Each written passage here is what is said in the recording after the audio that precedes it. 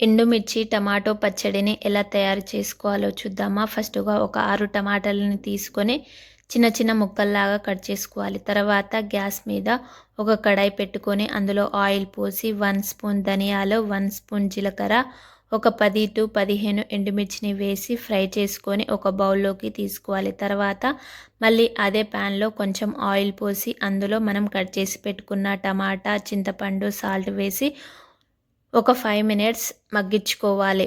తర్వాత మనం పక్కన తీసి పెట్టుకున్న ఎండుమిర్చిని మిక్సీ బౌల్లో వేసి మిక్సీ పట్టుకోవాలి. అందులోకి మనం పక్కన తీసి పెట్టుకున్న టమాటాలని కూడా యాడ్ చేసుకోవాలి.